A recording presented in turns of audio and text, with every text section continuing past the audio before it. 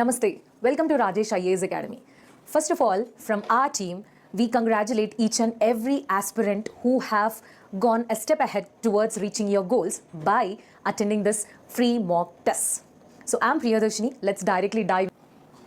Sophia to be considered a famous robot developed by which country, guys? It is Saudi Arabia. So very, very important. And next thing is reactive machine, self-awareness, theory of the mind, limited memory, or types of artificial intelligence. This is a basic question when we are reading about artificial intelligence. We will be giving you the definition of the artificial intelligence, different types of the meanings, different types of the artificial intelligence, scope of the artificial intelligence, usage in the present generation and also for the future generation.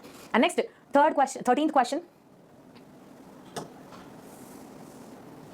You can see this is regarding, once again, based on the PYQ model. That is, you can see, we already have a habit of having the smart watches and guiding and constantly monitoring our some basic health parameters like fluctuations in our BP or heartbeat or many other things. So how these gadgets are discussing with each other, that is the concept of what? Internet of Things, where machines will discuss with each other and also take the decision on their own, like how the artificial intelligence does. So you can operate your home appliances by going far away distance also through your mobile. That your mobile is a gadget and your machine at home, that is something you have forgot to switch off the refrigerator. So your refrigerator will interact with the gadget and they will take a decision. So that itself was Internet of Things, where machines will discuss with each other based on the internet. So next thing is the first person, the first Indian. We already have the topic that achievements of Indians in science and technology. So never ever forget who achieved and what they have achieved if it is a particular personality from Indian origin. So the first person to receive the Nobel laureate in physics in 1930, we already know that it is C.V. Raman Garu, based on the concept of the scattering of the light. In detail, we have discussed about the properties of the light, and one of the four most important property of the light is scattering of the light. Why? And there was also prelims question like what was the reason for the do really you think that sky is blue in color? Definitely not. Do you really think that while during the sunrise and sunset the whole sky becomes orange in color? All these phenomena are because of what? Scattering of light. So that the answer is C.V. Raman Garu. And the last and final question in the science and technology regarding intellectual property rights. We also have the syllabus issues relating to intellectual property rights, and on the laws which were given were trying to protect the intellectual property rights in India. So what are the different types of intellectual properties like trademarks, copyrights, patents, GIs? You have so many things already we have discussed in the class. So answer is all of the above. So please do subscribe the YouTube channel for getting more updates regarding the services and download the app. And for any few more queries, contact the phone number is provided in the description, 8985485489. Thank you. So next we're going to discuss regarding the current affairs question. So next 10 questions are related to the current affairs. So first question, you can see that is the 16th question, Global Gender Gap Report. So who will be releasing that? World Economic Forum will be releasing the Global Gender Gap Report. That was released recently, but do you know that not even a single country in the world have reached the gender parity? That is, there is no equality for the men and the women throughout the world. That was the first and like most unaccepted truth which was revealed by the Global Gender Gap Report. So you can see UK, US and China achieve full gender parity. The first option is wrong. Then you have to, already I told you it is released by the World Economic Forum, and it was based on the four parameters, that is the political things, economical things, health and also education. That is the true one. So the two statements are right and the one statement is wrong.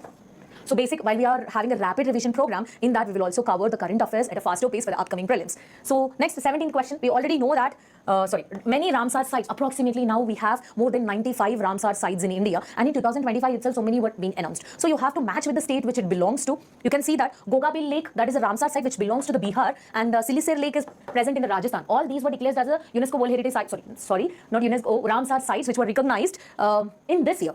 Udhwa Lake, that is in the Jharkhand, and Sakarkottai Bird Sanctuary, that is in the Tamil Nadu. So the option is like option whatever you have getting is B, A and C, D. So such type of things can be gone through only through current affairs.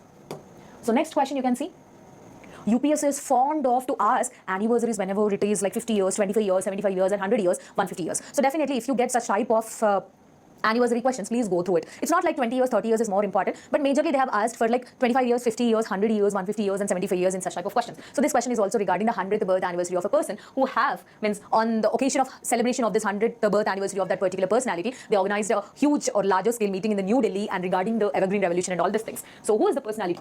Is Jayaprakash Narayan, who will be discussing about what? Not Green Revolution, he will be discussing about the Rainbow Revolution during the time of overall total revolution or overall revolution during the time of the political things. And he was a person who was fighting against the Congress in the post-independence time period. So not this person. And Vikram Sarabhai is related to the space technology, and Dadabhai Naoroji is most famous for economic critic and all these things, who is a grand old man of India. So the most appropriate option is M.S. Swaminathan Garu, or the father of Indian Green Revolution. So next thing is, recently Saudi Arabia have abolished the concept called kafala system. What is this kafala system? We have seen in many movies, or we may encounter at certain villages, that a particular section of the people were what you call, they will be given an opportunity like we will be giving you a better quality of work at abroad. So you have to pay such type of amount and everything. And all these people will be taken from our country to other countries to serve menial labor jobs. We already have encountered such things. So such type of thing is what kafala system. Think that I'm an employee who's been recruited from India, and I have a friend, I have an employer who is recruiting me is in Saudi Arabia. The particular person should recruit me, and he have whole rights on me, like where I have to reside and where I have to go and under which job I have to choose. It means that even I don't have the choice to change my job until and unless my employer will give me the permission. I can't change my job even too. So that is the right of a labor right to change the occupation. Why we want to change the occupation to upscale in the ladder, definitely. So that was also not been allowed. So such type of kafala system is called as like considered as a modern slavery system by the International Labour Organization. Unfortunately, recently it was abolished by the Saudi Arabia. So what is this kafala system? It is a worker sponsorship program where employers will have the full control over their employees. And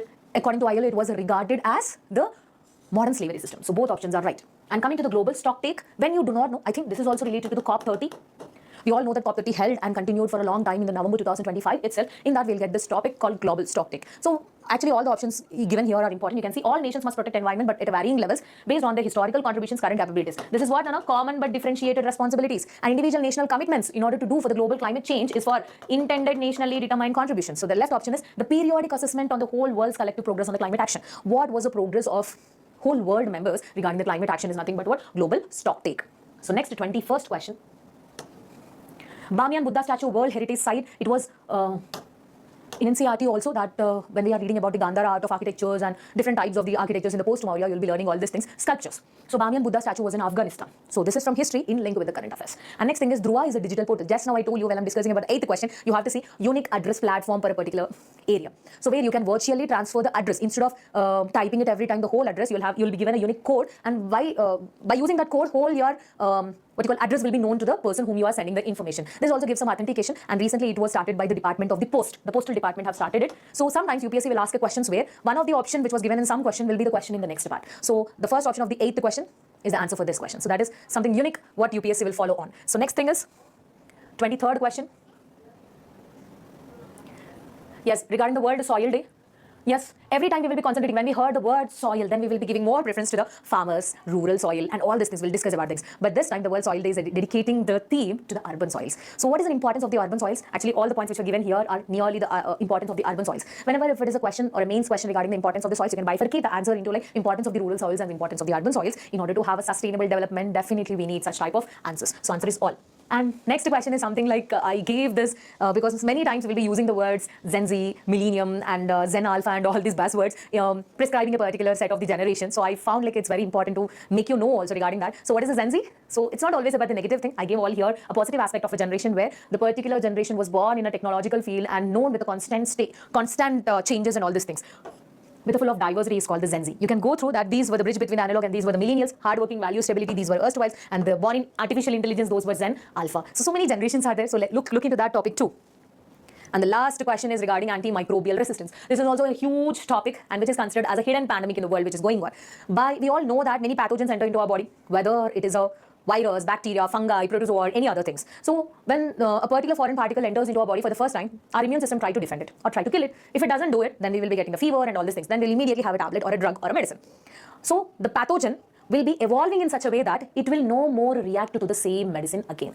I'll give you the best example. When you get a headache, you have taken a paracetamol or a Saradon once. Then the headache gone, it's too cute and all these things. So after 1 week and after, so frequently if you're using the same tablet for the same headache for a longer time, after some time you can see that the tablet will not work and will not relieve you from the headache. That is what the pathogen enter in your body have already developed the resistance towards what? The drug, whatever you're using it. So that itself is called antimicrobial resistance. Antimicrobe is the drug resistance. Who have developed the resistance towards the medicine or the drug? The pathogen which entered into our body. That is nothing but antimicrobial resistance. It is too big a concept. So most probably, like most reason for antimicrobial resistance is overdosage or underusage of it. Already we know that whatever we eat in some or the other way, we may not have the habit of taking the tablets for every small abnormality in our body, but unfortunately our food, definitely whatever the medicines we are using for the plant growth and whatever the medicines as we are using as growth hormones in the bovine animals and also the plants will definitely have certain types of medicines which will be directly or indirectly will be consuming by us. So indirectly or unknowingly we are consuming a lot of so many drugs through all these fake and forgery goods and services and all these things.